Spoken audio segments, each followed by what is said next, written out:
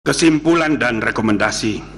Kesimpulan, menimbang bahwa berdasarkan uraian duduk perkara, fakta-fakta yang terungkap dalam rapat dan sidang permisaan serta pertimbangan hukum dan etika di atas, dapat disimpulkan hal-hal sebagai berikut.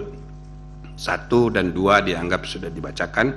3, para hakim terlapor secara bersama-sama terbukti tidak dapat menjaga keterangan atau informasi rahasia dalam rapat permusyawaratan hakim yang bersifat tertutup sehingga melanggar prinsip kepantasan dan kesopanan penerapan angka 9. 4, praktek pelanggaran benturan kepentingan sudah menjadi kebiasaan yang dianggap sebagai sesuatu yang wajar karena para hakim terlapor secara bersama-sama membiarkan terjadinya praktek pelanggaran kode etik dan perilaku hakim konstitusi yang nyata tanpa kesungguhan untuk saling ingat mengingatkan antar hakim termasuk terhadap pimpinan karena budaya kerja yang pekewuh sehingga kesetaraan antar hakim terabaikan dan praktek pelanggaran etika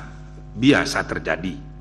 Dengan demikian, para hakim terlapor secara bersama-sama terbukti melanggar Sabta Karsa Utama, prinsip kepantasan dan kesopanan, penerapan angka 1. Rekomendasi, menimbang bahwa dengan bertolak dari hal-hal serta fakta-fakta yang ditemukan selama berlangsungnya proses persidangan Majelis Kehormatan Mahkamah Konstitusi, Majelis Kehormatan memandang penting merekomendasikan hal-hal berikut. 1.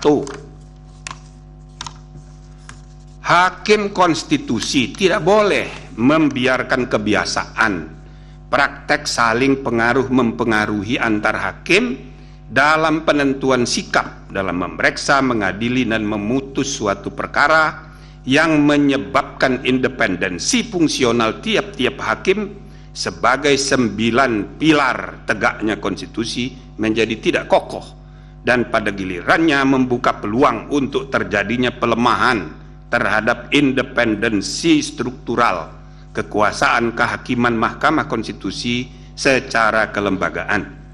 2. Hakim konstitusi tidak boleh membiarkan terjadinya praktek pelanggaran kode etik dan perilaku hakim konstitusi yang nyata tanpa kesungguhan untuk saling ingat mengingatkan antar hakim termasuk terhadap pimpinan karena budaya kerja yang pekewuh sehingga prinsip kesetaraan antar hakim terabaikan dan praktek pelanggaran etika menjadi biasa terjadi. 3. Hakim konstitusi harus menjaga iklim intelektual yang syarat dengan ide-ide dan prinsip-prinsip pencarian kebenaran dan keadilan konstitusional yang hidup berdasarkan nurani yang bersih dan akal sehat yang tulus untuk kepentingan bangsa dan negara, tercermin dalam penulisan pendapat-pendapat hukum dan dalam permusyawaratan dan perdebatan substantif di antara para hakim untuk menemukan kebenaran dan keadilan konstitusional yang hidup itu sebagaimana mestinya. 4. Hakim konstitusi secara sendiri-sendiri dan bersama-sama harus memiliki tanggung jawab hukum dan moral untuk menjaga agar informasi rahasia yang dibahas dalam rapat permusyawaratan hakim tidak bocor keluar.